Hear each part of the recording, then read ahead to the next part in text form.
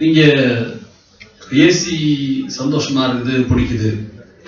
Fridge இருக்கு, காய்கறிகள் வைக்கிறோம், கெடுறதில்லை. தோசமாவும் வைக்கிறதும் கெடுவதில்லை. குளிர்ச்சியா இருக்கு. சயின்ஸ் விடுங்க, அப்புறம் பேசலாம். குளிர்ச்சியா அப்படித்தான் யார் மனது குளிர்ச்சி. ரொம்ப ஒரு பிலாசபிக்கலான பதில். நீங்க பல நேரங்களில் நகைச்சுவை நீங்க யோசிச்சு பாருங்களேன். ஆட்டை பில்டர்ஸ் அவங்க சொன்னது நமக்கு காமெடி, ஏன்னா விஷயம் இல்லை. நீங்க பாட்டு கிளாஸ்ல போய் பிள்ளைங்களை பாட்டு சொல்லி கொடுக்க வச்சுட்டு போனா சாதாரண சொல்லி தரும். எங்க ஷோ முடிஞ்சு நான் வேடிக்கை பார்க்கற பழக்கம் இல்லை, வேடிக்கை பார்க்க வர்றேன். ஒரு பையன் தோத்துட்டான், பாட்டு வெளியில வரும், சும்மா போய் இப்ப வயலின்லாம் வாசிக்கிறாங்க. மாறிச்சு அந்த பையன் வெளியேற்றாங்க. சரி, அந்த பையன் வயலின் வாசிக்க வச்சு கூட அழுதுட்டு இருக்காங்க. ஆமா, வயலின் ஒன்னும் அழுகிறதுக்கு கண்டுபிடி வாக்கியம் இல்லை, அது வேற, அப்புறம் பேசலாம். வாசல்ல பார்த்தா அந்த ஒரு அம்மா உட்காந்து அழுதுகிட்டு இருந்துச்சு. நான் ஏமா அழுதுறீங்க அப்படின்னு. கரூர்லேருந்து வரேன் சார், 2 மாசமா என் பையன் பிராக்டிஸ் பண்றான், இதுக்கு தோத்துட்டான் சார் அப்படின்னு நினைச்சிச்சு. நான் சொன்னேன், என்னமா பாட்டு போட்டதானே அவன் தோத்துருக்கான், இதுக்கே கிடையாது விட அழுகிற அப்படின்னு. நீங்க சும்மா இருக்க சார் அப்படின்னுச்சு. என்னம்மா இதுக்கு இப்படி அழுகிற, ஏமா அப்படின்னு. நான் கேட்டவன் என்ன செஞ்சுட்டு இப்படி பார்த்துச்சு. பார்த்துட்டு யாரும் இல்லைங்கிறத கன்ஃபார்ம் பண்ணிக்கிட்டு அழுதாதான் சார் காட்டுறாங்க அப்படின்னு. என்ன சொல்லி புரியல அவனுக்கு. அழுதாதான் காட்டுறாங்கன்னு அழுதுகிட்டு இருக்காங்க அப்ப நம்ம ஊர்ல. அதான் பிரச்சனை போகும். எனக்கு என்ன ஒரு நாடு வச்சு புரியலன்னா, ஜெயிச்சவன் சிரிக்கிறதுன்னு அதிசயம் அல்ல. நல்லா புரிஞ்சுக்க. ஜெயிச்சவன் சிரிக்கிறதுன்னு அதிசயமா? தோத்தவன் கூட என்னைக்கு சிரிக்கிறானோ அன்றுதான் ஒரு நாடு நல்லா இருக்குன்னு. எதுக்கு இவ்வளவு போட்டியே இருக்கு? எல்லாத்துலயும் போட்டி ஆகி போச்சு வாழ்க்கை. இப்போ வாழ்க்கை கலைகளை மாத்தி விட்டாங்க இப்போ. ஆமா, இப்ப முன்னாடி எல்லாம் 3rd கிளாஸ் ஒரு கம்பார்ட்மெண்ட் இருக்கும். நீங்க பல பேர் போயிருப்பீங்க, சில பேர் போயிருக்க மாட்டீங்க. அதுல எல்லாம் கொஞ்சம் வயசான ஆளுக்கு போயிருப்பீங்க, கொஞ்சம் சின்ன ஆளுக்கு போயிருக்க முடியாது. அதுல எல்லாம் மரத்தால பெஞ்ச் செஞ்சு ஒரு இந்த விரல் இருக்கிற அளவுக்கு கேப்பெல்லாம் இருக்கும் அந்த பெஞ்சில. ட்ரெயின் நீங்க ஏறும் போது வெள்ளுடை வேந்தர ஏறி, இறங்கும் போது வேற ஆள் மாதிரி இறங்குவீங்க. அப்படி கவியா கப்புவாங்க. நீங்க பச்சை விளக்கு சினிமா பார்த்தா அதுல நாகேஷ் சொல்லுவாரு அந்த காட்சியில ஃபயர்மேனா. ஆமா, பயங்கரமா இருக்கும் ட்ரெயின். அது போல கிச்சு கிச்சு கிச்சு போயிட்டு இருக்கும். நடுவில் கை காட்டினா நிறுத்திடுவாங்க. டிரைவர்லாம் அவ்வளவு நல்ல மனுஷனா இருப்பான், அப்போ நிறுத்திடுவாங்க. பல கோயில் கிராமங்கள்ல பொம்பளைக்கு தண்ணி குடிப்பாங்க ரயில்ல பாத்தீங்களா? நீங்க ட்ரெயின்ல நின்று இன்ஜின்ல தண்ணி குடிச்சிட்டு போவாங்க. அந்த 2 டிரைவரும் ஃபயர்மேனும் அந்த பொம்பளை மேல பரிதாபப்பட்டு தண்ணி குடிக்கிற வெயிட் பண்ணி எல்லாம் கழிச்சு போவாங்க. இப்படிலாம் ட்ரெயின் இருந்த காலம். அது ஏறி உட்கார்ந்தா ஜனங்கள் எப்படி பேசுவாங்க. காட்சின்னா காட்சி. இவன் தயிர் சோறை பிரிக்க, அவன் தக்காளி சோறை பிரிக்க, அவன் பால் சோறை பிரிக்க, தண்ணி பார்த்து எடுக்க, இந்தாங்க அப்படிமா அந்தாங்கம்மா பேசிக்கிற அழகை பார்த்தா ஒரு பையன் எட்டி பார்ப்பான், தம்பிக்காரமா பால் கொடுங்களேன் அப்படிமாங்க. ஆமா, அந்த அம்மா சொல்லி இப்பதான் சார் குடிச்சாங்க அப்படிங்கணும். இங்க பேசிக்கிட்டு போற அழகை நீங்க பாத்தீங்கன்னா கவனிச்சு நமக்கு என்ன தோணிடும்னா, 3 ஸ்டேஷன் தள்ளி இறங்குறதுக்குள்ள பொண்ணு கொடுத்து பொண்ணு எடுத்துருவாங்க போல இருக்கும். அப்படி பேசிட்டு போவாங்க. இன்னைக்கு எவனா பேசுறானா ட்ரெயின்ல? நீங்க ஏன்னா நாளைக்கு பிஸ்கட் பாக்கெட்டை பிரிங்க எழுதி போட்டுருக்கான், அந்நியர்கள் உணவு விஷயம் இருக்கா அப்படின்னு. எவனை பார்த்தா விக்ரம் அந்நிய மாதிரி இருக்கு நமக்கு. ஆமா, நான் கூட ஒரு நிகழ்ச்சியில சொன்னேன் டிவியில, அது ஏன்டா அதுல எழுதி போட்டிருக்கீங்க ட்ரெயின் கம்பார்ட்மெண்ட் அந்நியர்கள் உணவில் விஷயம் இருக்கலாம்னு. அதை கொக்கோ கோலா பாட்டு எழுதுனா தப்பா?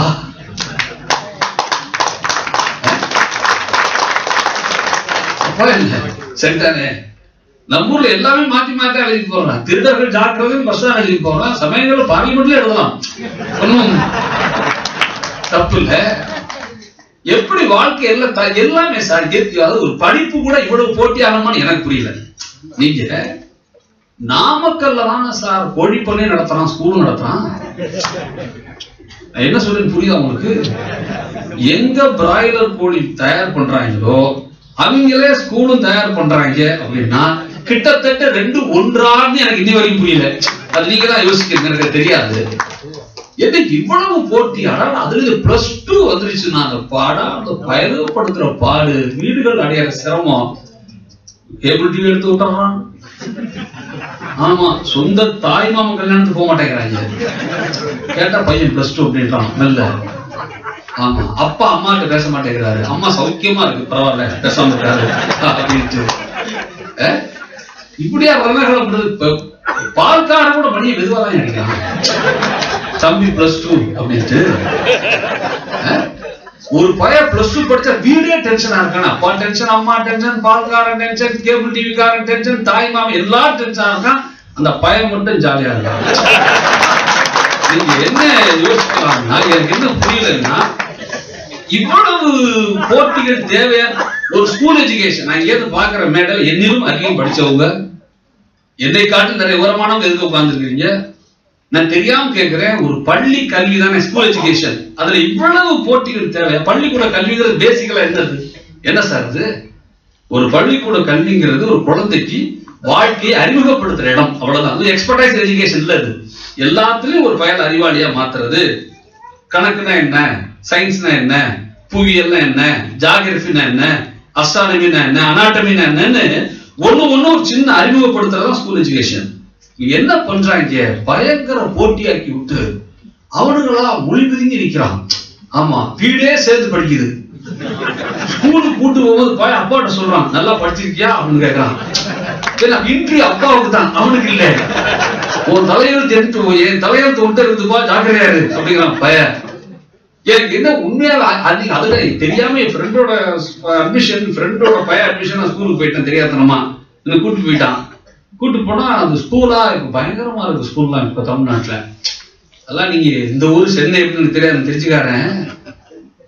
முன்னாடி எல்லாம் ஸ்கூல் வந்து ஊருக்கு நடுவுல இருக்கும், சாராய கடை ஓரமா இருக்கும். இப்போ எல்லா ஒயின் ஷாப்பும் நடுவுல இருக்கு, ஸ்கூல்ல ஹைவே ஸ்டார்ட் போட்டாங்க. தூக்கிட்டு இருக்க ஸ்கூல் எல்லாம் உங்களுக்கு பயங்கரமா இருக்கு. போறேன், ஒரு கரஸ்பாண்டன்ட் ரூம் வந்து பயங்கர ஜோரனா இருக்கு. ஃபுல்லி சென்ட்ரலைஸ்ட் ஏசி, கட்ட கட்ட பார்க்கவே நம்ம சேர்ல உட்கார பயமா இருக்கு. அப்படி சொபிஸ்டிகேட்டடா போட்டு வச்சிருக்காரு. என் ஃப்ரெண்டு பயங்கர சந்தோஷப்பட்டான் ரூம் பார்த்த உடனே.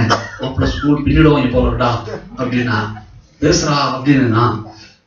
சார் எத்தனை மணிக்கு சார் ஸ்கூல்? இவன் அவரு 7 o'clock அப்படின்னாரு. இவனுக்கு கை காலம் ஆடி போச்சு. 7 மணிக்கு ஸ்கூல்னா என் பிள்ளை எப்படி சார் வருவான்? 12 கிலோமீட்டர் வரணுங்க. இவன் அவரு நாங்க தான் பஸ் விடுறோம்ல, அனுப்பிச்சுங்க அப்படின்னாரு. சரி, பஸ் விடுறீங்க, எப்படி சாப்பிடுவான் பிரேக்ஃபாஸ்ட் அப்படின்னா? we will provide, நாங்கெல்லாம் கொடுக்குறோம், நீங்க ஏன் கோலப்படுறீங்க அப்படின்னா உங்க சம்சாரத்துக்கு சந்தோஷம் ஆகி போச்சு. பரவாயில்ல, ஆமா ஏத்திரிக்கிற வேலை மிச்சம்னு. ஆமா, என் ஃப்ரெண்டு மில்ல என்ன செஞ்சான், சார் பிரேக்ஃபாஸ்ட் நீங்களா? ஆமா நாங்க தான். என் பையன் கொஞ்சம் நடுவில் ஏதாவது பார்த்துட்டு கேட்பான் சார், அதெல்லாம் நாங்க பார்த்துக்கிறோம் சார் அவரு.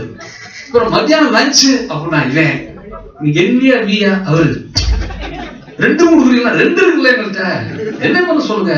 இல்ல நாங்க பாதி பாதி எந்தி அப்படின்னா இவன். அதுக்கு என்ன அர்த்தம்னா முட்டை சாப்பிடுவோம், நாங்க கொடுக்குறோம். இவரு சாயந்தரம் 4 மணிக்கு ஸ்கூல் முடிஞ்ச உடனே சார் போன் விட்டு ஆரம்பிச்சு ஏதாவது நாள் கொடுப்போம் சார். என்ன நீங்க அப்படின்னாருல. என் ஃப்ரெண்டுக்கு அப்படியே தலை சுத்திருச்சு அவனுக்கு. ஆமா, என்ன சார் காஞ்சல காலையில சாப்பாடு ஆரம்பிச்சு சாயந்தரம் வரைக்கும் இப்படி எல்லாமே நீங்க கொடுத்தா அப்ப நாங்க என்னதான் சார் செய்யறது அப்படின்னா சொல்லி கொடுங்க.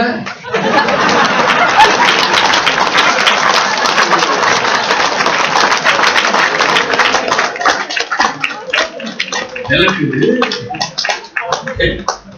வேற கொஞ்சம் பேசலான்னு வந்தேன். நான் உண்மையாவே எனக்கு என்ன நெஞ்சு வெடிக்கும் போல இருக்குன்னா, கல்வி பற்றி நான் கொஞ்சம் படிச்சவன் தான். நானும் படிச்சவன் தான்.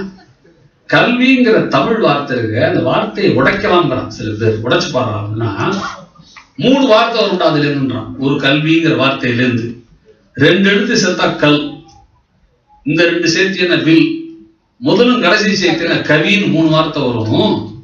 ஒரு சிறந்த கல்வினா என்ன அப்படின்னு சாதாரண அறிவுள்ள நம்மால் என்ன சொல்றான் அப்படின்னா, படிக்கிறவனுக்கு கல் மாதிரி உறுதியை தந்தா நல்ல கல்வி. கல் போன்ற உறுதியோடு கொஞ்சம் சேர்த்து முடிஞ்சதுன்னா வில் போன்ற கூர்மையை கொடுத்தீங்கன்னா அது இன்னும் கொஞ்சம் நல்ல கல்வி. கல் போன்ற உறுதி வில் போன்ற கூர்மையோடு சேர்த்து கவி போன்ற மென்மையும் கொடுத்து விட்டால் அதுதான் நல்ல கல்வி என்று பேசலாம் உலகம் முழு. இன்னைக்கு நம்ம ஊர்ல பள்ளிக்கூட கல்விங்கிறது என்ன ஆகிட்டாங்கன்னா பெத்தவங்களும் அப்படிதான் இருக்காங்க. இப்ப என்னால பெரும் வருத்தம், நான் என் பேரனை பார்த்து தான் சொல்றேன், அவனை விளையாண்டா என் பொண்ணுக்கு பிடிக்க மாட்டேங்குது, போய் உட்காந்து படுறா அப்படிங்கிறான். எந்த அப்பாவும் கேள்விக்கு பதிலே சொல்றது இல்ல. பிள்ளைங்க கேட்கறான், ஏப்பா அந்த லைட் எப்படிப்பா எரியுது அப்படின்றான். அப்பா நீ படுறா அப்படிங்கிறான். அவனுக்கு தெரியாதுன்னு அர்த்தம். தெரிஞ்சுன்னா சொல்லிருப்பாங்க பதிலு. பையன் என்ன நினைக்கிறான், என்னடா படிங்கிறது பனிஷ்மெண்ட் ஆகிட்டாங்களே நினைக்கிறாங்க. நீங்க எனக்கு ஒரு அடிப்படையான கேள்வி உண்டு. தமிழ்நாட்டில் இருக்கிற எல்லா புத்தக கண்காட்சி நான் பேச போறேன். எல்லார்ட்டும் ஒரு குரல் இருக்கு. நல்லா நான் சொல்லி புரிஞ்சுக்க, எல்லாருக்கும் ஒரு குரல் இருக்கு. எனக்கு குரல் இருக்கு சார். உங்க ஜெனரேஷன்ல பிரமாதமா புஸ்தகங்கள்லாம் படிச்சீங்க சார். வந்தியத்தேவன் குதிரை ஓடுற சவுண்ட் உங்க காதுல இன்னும் கேட்குது இல்ல? கேட்கலாம். வந்தியத்தேவன் குதிரை ஓடுற சவுண்ட் காதுல கேட்குது இல்ல? கேட்குது. சிவகாமியின் சபதத்துல சிவகாமி ஆடுற டான்ஸ் உங்க காதுல ஒலிக்குது இல்ல? ஒலிக்குது. எல்லாம் நீங்க எல்லாம் படிச்சீங்களே சார். ஏன் சார் இந்த ஜெனரேஷன் படிக்க மாட்டேங்கிறான்? நல்லா கவனிக்கணும். நீங்க ஏன் படிக்க மாட்டேங்கிறான்? இது ஒரு ஆழமான கேள்வி. நீங்களே யோசிச்சு பாருங்களேன். இப்ப நான் சொன்னது 2 புத்தகம், நான் படிச்ச புத்தகம். நீங்க உங்களுக்கு புத்தகம் நினைச்சீங்க மனசுக்குள்ள. இந்த ஜெனரேஷன் படிக்க மாட்டேங்கிறான்னு சொல்ற குரல் இருக்கு. அது என்ன நியாயம் இருக்கான்னு யோசிச்சு பாருங்க. நான் படிக்கும் போது சார், படிப்புங்கிறது ரொம்ப சாதாரணம் சார். நான் கவர்மெண்ட் ஸ்கூல்ல படிச்சேன், அதனாலதான் புரியுற மாதிரி பேசுறேன். என்ன, ஒரு மஞ்ச பையில ஒரு ஸ்லேட் உடைஞ்சு போட்டிருக்கும். நான் ரொம்ப நாளா ஸ்லேட்டை உடைச்சு செய்யறாங்க நினைச்சுக்கிறேன். எங்க அண்ணன் படிச்ச ஸ்லேட் எங்க அப்பா என்ன குடிச்சாரு. என் தம்பி என்ன நினைச்சிருந்தானா, நான் உடைச்சிருப்பேன் கொஞ்சம், அதான் அவனுக்கு போச்சு. அவன் ஸ்லேட்டை பாதிதான் செய்யறாங்கன்னு நினைச்சுட்டு இருந்தான் ரொம்ப நாள். அவன் எனக்கு டாக்டரா இருக்கான், அதாவது சந்தோஷமான விஷயம். டாக்டரா இருக்காங்க என்ன நினைச்சிட்டு இருக்கான். நாங்க அப்படி படிச்சோம். ஒரு 3 கிலோமீட்டர் நடந்து போய் படிப்போம். அதெல்லாம் தனி கதை. ஒரே ஒரு 2 புத்தகம் நடக்கும். நாங்க போய் ஸ்கூல்ல படிச்சு எனக்கு கல்யாணராமையர் வாத்தியார் இருந்தார், ஹெட்மாஸ்டர் இருந்தார். அதெல்லாம் பிறகு பேசலாம். நான் வீட்டுக்கு வருவோம். வீட்டுக்கு வந்தா ஒரு நாள் என் புஸ்தக பையன் நான் எடுத்து உள்ளார வச்சதே இல்லை. ஒரு புஸ்தகம், ஒரு ஸ்லேட்டு தானே இருக்கு, மஞ்ச பை, சங்கு சக்கர மாதிரி சுத்தி விடுவேன். அது வீட்டுக்குள்ள போய் விடுவோம். எங்க அம்மா கல்விக்கு செஞ்ச மிகப்பெரிய தொண்டை அந்த பையன் எடுத்து வச்சிருக்கான். வேற எங்க அம்மா எதுவும் செஞ்சது இல்லை. நான் இன்னும் கெட்டா போயிட்டேன் இன்னைக்கு. அப்ப என்ன பிரச்சனைனா, எனக்கு ரொம்ப பள்ளி பாடம் கம்மியா இருந்ததுனால எனக்கு டைம் நிறைய இருந்துச்சு. நான் 7ஆம் கிளாஸ் படிக்கல. எங்க அப்பா என்ன எங்க ஊர்ல இருக்கிற சாதாரண பேரளவு ஊர் தஞ்சை மாவட்டத்துல அங்க போய் எங்க அப்பா அழைச்சு போய் கிளை நூலகத்துல சேர்த்து விடுறாரு. நான் போய் பார்த்தோம்னா காண்டேகர் புத்தகம் கிடக்குது, ஜெயகாந்தன் புத்தகம் இருக்குது, கல்கியோட புத்தகங்கள் இருக்கு. நல்ல நல்ல புத்தகம்லாம் போட்டு வச்சிருக்காங்க சின்ன சின்ன ஊர்கள்ல. இருந்து பெறட்டும் 8வது 9வதுலயே. அப்ப என்ன பொருள்னா, நான் படிக்கும் போது கல்வி என்பது படிப்புங்கிறது சின்னதா இருந்ததுனால என்னால வெளி உலக கல்வியை நோக்கி போக முடியுது. இன்னைக்கு தேவையில்லாத அளவுக்கு கல்வி சுமை ஏத்துறதுனால குழந்தைகளால் வெளிக்கல்விக்கு போகவே முடியலங்கிறது நீங்க தயவு செஞ்சு புரிஞ்சுக்கணும். இப்போ ஸ்கூல் எஜுகேஷனை பத்தி பேசுற பல பேர் சொல்ற முக்கியமான விஷயம், உலகத்துல பள்ளி கல்வி 2 நாட்கள் சிறப்பா இருக்குன்றாங்க.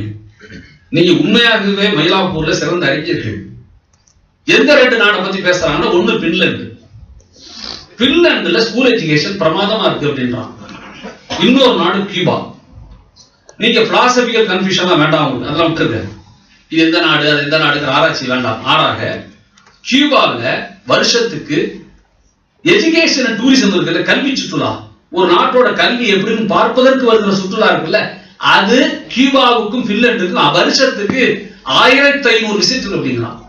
அந்த நாட்டை ஸ்கூல் எப்படின்னு பார்க்கறது பல நாடுக்காரன் வர்றான். அப்படின்னா அந்த நாட்டோட பள்ளிக்கூட எப்படி ஸ்கூல் எஜுகேஷன் பிரமாதமா நடத்தும் இல்லையா?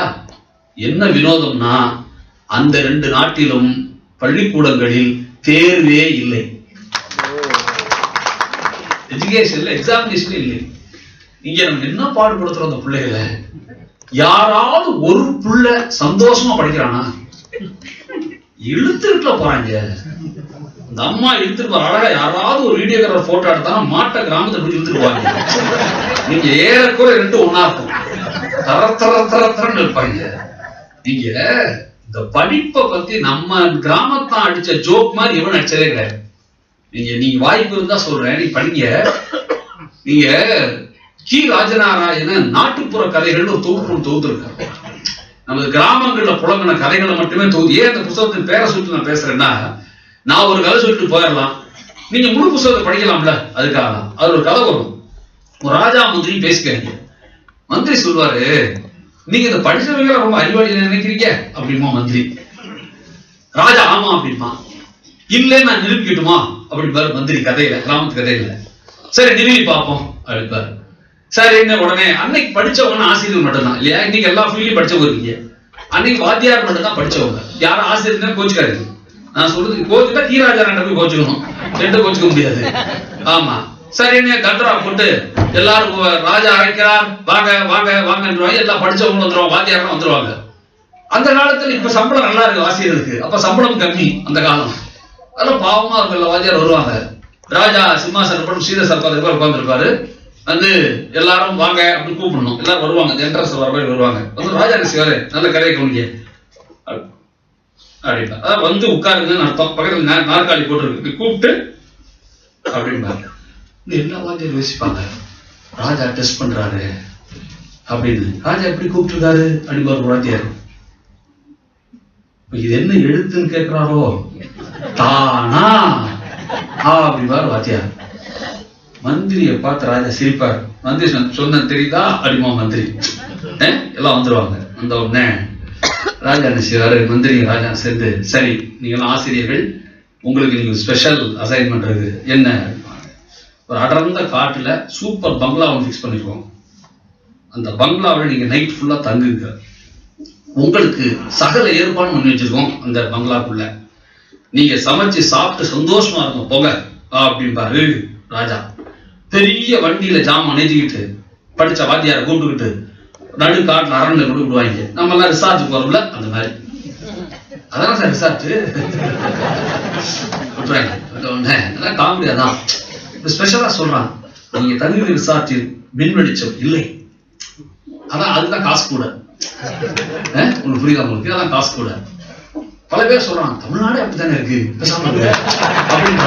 அது வேற விஷயம், அது தனியா பேசலாம். போறான் போய் வாத்தியாரெல்லாம் தங்கிடுறாங்க, கதையை கொண்டு எல்லாம் தங்கிடுறாங்க. தங்கின பிறகு மந்திரி வந்து சொல்றாரு, தபா சூப்பர் பங்களா, நீ இங்கே தங்கலாம், எல்லா ஜாமானும் செஞ்சு வச்சாச்சு, சகலம் இருக்கு. ஆனா ஒரே ஒரு எச்சரிக்கை, வெளியில போயிடாத. காடு புலி கிளி சிங்கமா சுத்திக்கிட்டு இருக்கு.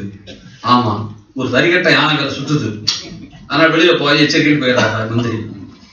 வாத்தியார்கள் ரொம்ப சந்தோஷம். ரொம்ப நாளைக்கு அப்புறம் இந்த பசங்க தொல்லை இல்லாம நல்லா சாப்பிட்டு தூங்க போறோம்ட்டு எல்லா ஜாமான் அடுக்கி வச்சுட்டாங்க. அடுப்பு பத்த வைக்க நெருப்பு இல்லை. அந்த பாவி மனுஷன் மந்திரி நெருப்புட்டி வைக்க விட்டான். சரின்னு மாஞ்சி மாஞ்சி பேசுறாங்க, ஒன்னும் கதை ஆகல. கடைசியில வாத்தியாரெல்லாம் சொல்றாங்க, சரி நம்ம தலையெழுத்து எப்பவும் இப்படித்தான், அது எவ்வளவு ஜாமா இருந்தாலும் பட்னியா படுக்கும் தலையை எழுதிருக்குது கடவுள், விடுறா படுப்போம் அப்படின்ட்டு கதையை கவனிங்க. எல்லா வாத்தியார படிச்சவங்களும் படுத்துறாங்க. கதையை முடிக்கிறான் கிராமத்தான். எல்லா ஆசிரியரும் படுக்க போய் விட்டார்கள். அந்த விளக்கு மட்டும் தன்னந்தனியாக எரிந்து கொண்டிருந்தது.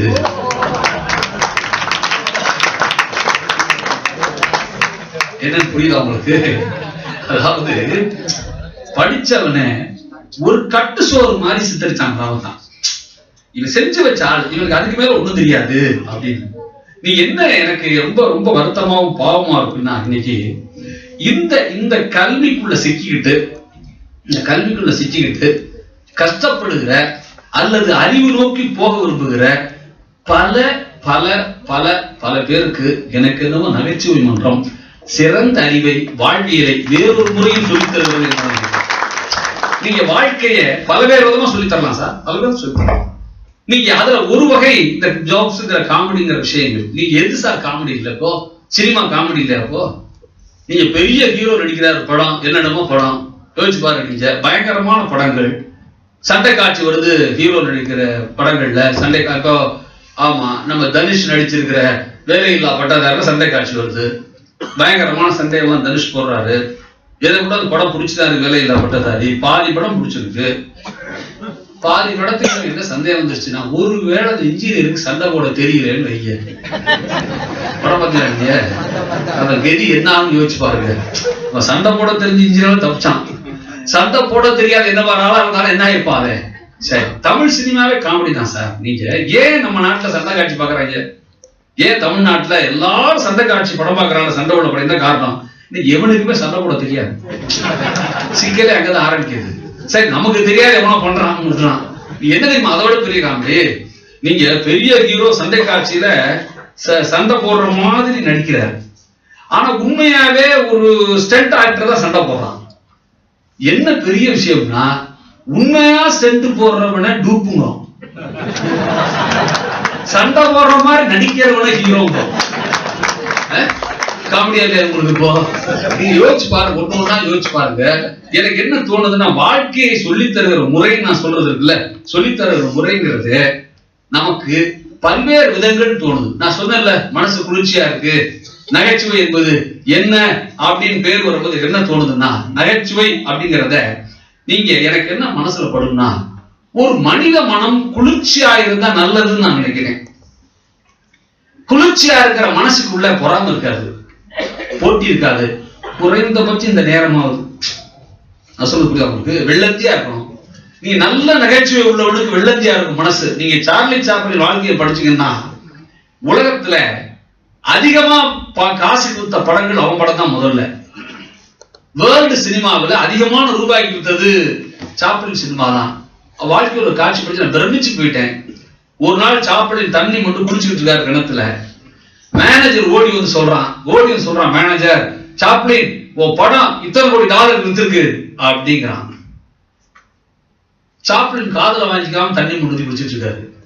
இவையோ உன் படம் இத்தனை கோடி டாலர் வித்திருக்கின்றேன், தண்ணீர் மொண்டு கிணத்துல மொண்டு தண்ணி குடிச்சுட்டு இருக்கிறிய அப்படிங்கிறான். சாப்ளின் சொன்னார், இந்த நிமிடத்தில் 1 கோடி ரூபாய் டாலரை விட இந்த தண்ணீர் எனக்கு இதமாக இருக்கிறது.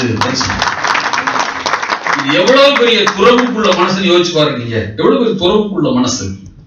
நீங்க அந்த சாப்ளின் சொன்ன அந்த மனநிலை இருக்க எங்க ஊர்ல நான் பார்த்து சார். எங்க ஊர் கிராமத்துல பொங்கல் விழா, எல்லா போட்டியும் வைப்பாங்க. பொங்கல் விழாவுக்கு கிராமம் அது ஓட்ட போட்டி, ஓட்ட பந்தயம் வைக்கிறான்.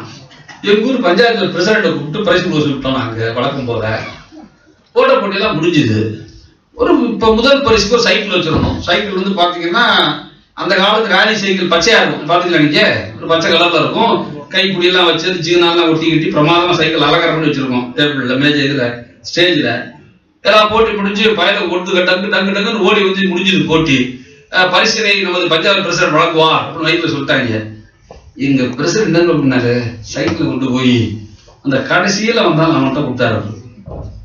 நான் மிரண்டு, என்னன்னு இது முதல்ல வந்து அங்க நிற்கிறான், நீ இவர்கிட்ட கொடுத்தீங்க. அவர் சொன்னார் பாருங்க, அவன் தான் ஓட முடியுது முன்னாடி வந்துட்டாங்க, இவன் தானே முடியாம இருக்கா, இவர்கிட்ட கொடுத்து நான் எனக்கு அப்படியே எப்படி எடுத்துக்கிறதே எனக்கு புரியல. ஒரு வகையில போட்டிங்கிற விதிக்கு மீறினது. ஆனால் மனசுன்னு யோசிச்சோம்னா அந்த ஆள் தான் நல்லவன். யோசிச்சு பாருங்க, அவன் தான் முடிஞ்சு முன்னாடி விளையாட்டாங்களா, அவன் தானடா முடியாம பின்னாடி வரலாம், அவனுக்கு கொடுக்கணும்னா. எனக்கு இது எங்க போய் நிக்குதுன்னா, இந்த நல்ல மனசு இருக்க, இந்த ஒரு குளிர்ச்சி உள்ள நல்ல மனசு எப்படி வேற. என்னுடைய வாழ்க்கையில் ஒரு காட்சி நான் பார்த்தேன். கயத்தார் ஒரு முறை நான் பேச போயிருந்தோம் பட்டிமன்றம். கயத்தார் ஊர் ஞாபகம், எந்த ஊர் ஞாபகம் இருக்குல்ல, அது சிக்கல் இல்லை. ஆமா, கட்டமணம் தூக்குல போட்டு விடுற ஊர் தான். நாங்க பட்டிமன்றம் பேச போயிருக்கோம். ஒரு ஆள் இருக்குல்ல சார், நீங்க இவ்வளவு பேர் இருக்கீங்க, பேசுறது சந்தோஷமா இருக்குது, எவனுமே இல்ல. நான் கூட்டம் நடத்தணும், என்ன அது அப்படின்னு நீங்க பேசுறது சார் வீட்டுல படுத்துட்டு கேட்பாங்க. அவன் எவ்வளவு பெரிய ஆளாக பாருங்க, நீங்க வீட்டுல படுத்துட்டு கேட்பாங்க, நாங்க பேசணும். எனக்கு கப்னா என்னடா பேசுறது பைய வந்துட்டு. நான் அப்பதான் என்ன செஞ்சு, இது நம்ம குரூப் நேரம் வருது. இப்ப நான் சொல்ற எல்லாமே க்ளோஸ் அப்ல டிராஜடி, தூரத்துல தான் காமெடி. அதை மனசுல வச்சுக்கிட்டு கேட்கணும். நீங்க உங்களுக்கு காமெடி எனக்கு எப்படி யோசிச்சு பாருங்க ஸ்டேஜ்ல. நான் அப்பதான் சொன்ன விஷயத்த பாருடா, ஒரு பேர் வரமாட்டேங்க இந்த ஊர்ல. இப்பதான் விஷயம் புரியுதுன்னு. என்னன்னு கேட்டாங்க, சுதந்திர தினம்ல என்னன்னு கேட்டாங்க. சொன்னேன், இந்த திருநெல்வேலி மாவட்டத்தில் எத்தனை ஊர் இருக்கு, அத்தனை ஊர்ல இருக்கும்போது ஏன்டா உங்க ஊர்ல கட்டவன தூக்க போட்டான். ஏன்னா அவனுக்கு தெரிஞ்சிருக்கு இந்த ஊர்லதான் எது நடந்தாலும் எவனு ஏன் கேட்க மாட்டீங்க தெரிஞ்சிருக்கு. கேட்டாரு. அப்போ நான் என்ன மனசு எப்படி இருக்க வேண்டியிருக்கு, டென்ஷனாக இருக்க வேண்டியிருக்கு. நீங்க வாழ்க்கை முழுது யோசிச்சீங்கன்னா, ஒரு அற்புதமான காட்சி ஒன்று. வி.ஆர். கிருஷ்ணய்யர் இருந்தாரு ஜட்ஜு, நீங்க கேள்விப்பட்டிருப்பீங்கன்னு நினைக்கிறேன். வி.ஆர். கிருஷ்ணய்யர் கேள்விப்பட்டிருக்கீங்க, கேரளா ஒரு பிரமாதமான ஜட்ஜு. நீங்க வி.ஆர். கிருஷ்ணய்யரை பற்றி பேசலாம், தனியா பேசலாம், நேரம் இல்ல. அவரோட ஆங்கிலம் அற்புதமானதுன்னு சொல்லுவாங்க. நீங்க ஜட்ஜ்மெண்ட்ல கூட நிறைய படிச்சுருக்கீங்க. ஜட்ஜ்மெண்ட்ல கூட இன்னைக்கு இருக்கிற பல ஜட்ஜஸுக்கு அவருடைய தீர்ப்பு வந்து பல திறவுகோலா இருக்கும்னு சொல்லுவாங்க. அப்படி ஒரு விஷன் உள்ள ஒரு நீதிபதி வி.ஆர். கிருஷ்ணய்யர். அவர் ஒரு முறை பிளைட்ல போயிட்டு இருந்தார். அவருக்கு பக்கத்து சீட்ல தர்மேந்திரா அப்போ ஒரு ஆக்டர் இருந்தார். ஞாபகம் உங்களுக்கு? பெரிய இப்ப இருக்கிற ஷாருக்கான் மாதிரி அப்ப ஆக்டர் உட்கார்ந்தாரு. நீங்க ஒரு ஷாருக்கான் தர்மேந்திரா உட்கார்ந்து இருக்காரு. வி.ஆர். கிருஷ்ணன் பக்கத்துல ஒரு புத்தகம் படிச்சுட்டு இருக்காரு. வழக்கம் போல அவரு. தர்மேந்திராவுக்கு சங்கடமாயி போச்சு. என்ன நம்ம ஒரு பெரிய ஆக்டர் உட்கார்ந்துருக்கோம், இந்த ஏன் கூட திரும்பி பார்க்க மாட்டேங்கிறானே அப்படின்ட்டு. அது பெரிய பிரச்சனை இல்லையாது. இப்ப ஏதாவது கமலஹாசன் வரான்னு வச்சுக்கலாம் உதாரணத்துக்கு, நீ யாருமே திரும்பி பார்க்கல, கமலஹாசன் என்ன வரும்? சரி இதோட ஃபீல்ட முடிச்சுக்க வேண்டியதான் முடிவு பண்ண இல்லையா? சிக்கல். இவரு வர்றாரு, வந்தா தர்மேந்திரா பாக்குறாரு, இன்னும் வி.ஆர். கிருஷ்ணன் கண்டினியூ புதுசம் படிச்சுட்டு இருக்காரு. சரி என்ன வி.ஆர். கிருஷ்ணத்தை தர்மேந்திரா, ஐ ஆம் தர்மேந்திரா அப்படின்னாரு. அவர் எஸ் ஐ ஆம் கிருஷ்ணய்யர். இப்ப ஷாக் ஆயிட்டான். நம்ம தர்மேந்திரான்னு சொல்றோம், அப்போ இந்த சும்மா கை நின்றானே அப்படின்ட்டு மெல்ல எனக்கு தெரியல அவருக்கு அப்படின்னா. இல்லையே அவரு. அப்புறம் வி.ஆர். கிருஷ்ணன் நீங்க என்ன செய்றீங்க அப்படின்னாரு. ஹீரோ சார், மறந்துறாங்க ஹீரோ, நான் சினிமால ஹீரோன்னா. அப்படியா அவரு? சரி முடிவு பண்ணிட்டான், சரி ஒரு ரூஸ் போல இருக்கு அப்படின்னு முடிவு கொடுத்து தர்மேந்திரா பயணம் போகுது. பயணம் முடிஞ்சு 2 பேரும் இறங்கணும் பிளைட்ல பாம்பேல. இவரு மெல்ல கிருஷ்ணன் என்ன செய்யறாரு, சரி இவ்வளவு பேர் ஹீரோன்றான் சினிமான்றான், சரியா கண்டுக்கலையே, தப்பா போயிருந்துட்டு, சரி நாளைக்கு லெட்டர் கிட்ட போறதுன்னா உங்களுக்கு அட்ரஸ் சொல்லுங்க அப்படிங்கிறார். கேஷுவலா இவருக்கு அப்ப ஈகோ முடிச்சிருச்சு. ஹீரோ இல்ல இவர் முடிச்சுக்கிட்டு, it's very simple, Dharmendra actor மும்பையில் போடுங்க வந்துடும் அப்படின்ட்டாங்க. இவருக்கு புரிஞ்சிருச்சு என்ன சொல்றான்ட்டு. இல்லையா புரியாதா என்ன? அவன் இவரை கேட்டான் கிருஷ்ணகிரி, சரி உங்களுக்கு ஒரு லெட்டர் போடணும், அப்பெல்லாம் மெசேஜ் பண்ண முடியாதுல்ல, அட்ரஸ் சொல்லுங்க அப்படின்னா. இவர் வி.ஆர். கிருஷ்ணய்யர் இந்தியான்னு போடுங்க.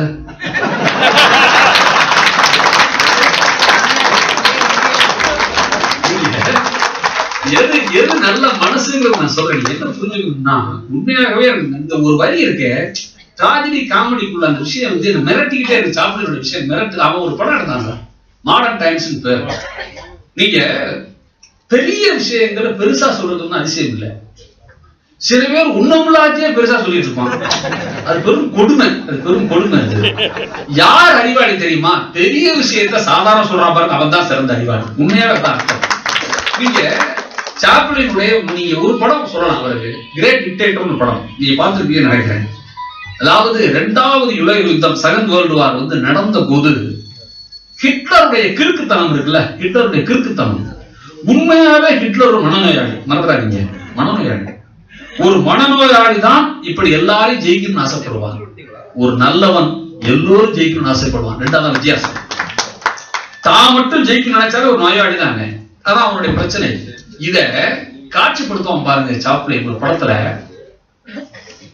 உலகத்தை ஒரு குளோப வந்து ஒரு பந்து மாதிரி ஆக்கி, அந்த படம் பார்த்துட்டு நினைக்கிறேன், பந்து மாதிரி ஆக்கி ஹிட்லர் வேஷத்துல இருப்பாரு சாப்ளின், இந்த கட் மீட் எல்லாம் மீசையெல்லாம் வச்சுக்கிட்டு உலக பந்த காலால் ஏத்தி ஏத்தி உதச்சுக்கிட்டே இருப்பான். அதாவது எவ்வளவு எவ்வளவு என்ன சொல்லலாம், எவ்வளவு முட்டாளா எவ்வளவு கிறுக்கனா இருந்தா அப்படி செய்வாங்கிறத ஒரு உலக பந்த ஹிட்லர் போட்டு உதைக்கிற மாதிரி காட்சிப்படுத்திருப்பார். என்ன பெரிய விஷயம் தான். இந்த படத்தை பார்த்த உண்மையான ஹிட்லர் இருக்கான்ல, அழுதான். நம்மள உலகத்துல ஒருத்தர் இவ்வளவு நக்கல் பண்றானே, ஒண்ணும் பண்ண முடியலையேன்னு. அப்ப என்ன அர்த்தம்? எத்தனையோ நாட்டை ஜெயித்த ஹிட்லரால் ஒரு சாப்ளினை கடைசி வரைக்கும் ஜெயிக்க முடியாது. நீ மறக்காதீங்க. அவன் ஒரு படத்துல மாடர்ன் டைம்ல ஒரு படம் சார், நான் பார்த்து அதிசயப்பட்ட படம் அந்த படம். அந்த படத்துல ஒரு பெரிய பிலாசபிக்கலான கொஸ்டின் பதில் சொல்லியிருப்பான். அந்த படத்துல ஒரு தொழிலாளியா நடிப்பாரு சாப்ளின், ஒரு சாதாரண லேபர். நீங்க வந்து ஒரு வேலையை திரும்ப திரும்ப செஞ்சா பைத்தியம் முடிச்சிடும்ல. இங்க கூட்டம் வர்றதுக்கு என்ன காரணம் நீங்க நினைக்கிறீங்க? சென்னை மாதிரி ஒரு ஊர்ல ஹியூமர் கிளப்புக்கு கூட்டம் வர்றதுக்கு என் பார்வை என்ன காரணம்னா, வழக்கமா செய்யற வேலையில இருந்து எல்லாரும் விடுதலை அடைய விரும்புறோம். அதான் உண்மை. என்ன சிவா அந்த படத்துல ஒரு பெரிய வேலை வந்து சாப்ளின் என்ன வேலை தெரியுமா? நெட் அப்படி முறுக்கிறதான் வேலை. ஒரு நாளைக்கு காலையில 7-8 மணிக்கு ஃபேக்டரியில போற சாப்ளின் நாள் முழுது என்ன செய்வாரு, ஒரு கையில ஸ்பேனர் வச்சுக்கிட்டு போட்டு நெட்டை முறுக்கிக்கிட்டே இருப்பான். படம் ஃபுல்லா செய்வார். வெளியில வந்த உடனே இவனுக்கு யார பார்த்தாலும் ஸ்பேனர் முறுக்கணும் போல இருக்கும். மொனாட்டமா சொல்றோம்ல செய்வான். ஒருத்தர் கோட் பட்டன் லூசா இருக்கும், இதுக்கு ஸ்பேனர் முறுக்குவார். அதை காட்சி வைப்பாங்க. அவனை கேட்டாங்க, சார் பேசாத சினிமா நடிச்சவன் சாப்ளின், சினிமா பேச தொடங்கின பிறகும் சாப்ளின் மௌன படங்கள் நடிச்சார்.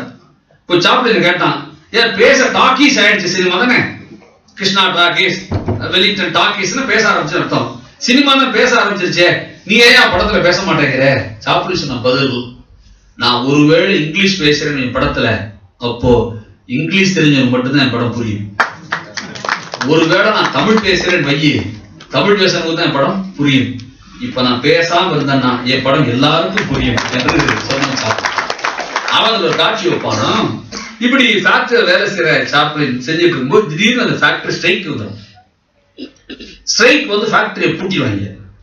பூட்டின உடனே அரசாங்கமும் போலீஸ் என்ன நினைக்கும், இந்த ஸ்ட்ரைக் யார் காரணம்னு நினைக்கும். இந்த ஸ்ட்ரைக்கு லேபர் யூனியன் தொழிற்சங்கம் தான் காரணம் முடிவெடுப்பாங்க, கவர்மெண்ட்லயும் போலீஸ்லயும். இதை யார் இறக்கி விட்டுருப்பான்னு யோசிப்பான். கம்யூனிஸ்டுகள் தான் ஸ்ட்ரைக் பண்ண வச்சிருப்பாங்க என்று அரசாங்கம் யோசிக்கும், போலீஸ் யோசிக்கும். அந்த கம்யூனிஸ்ட் யாருன்னு தேடுவாங்க.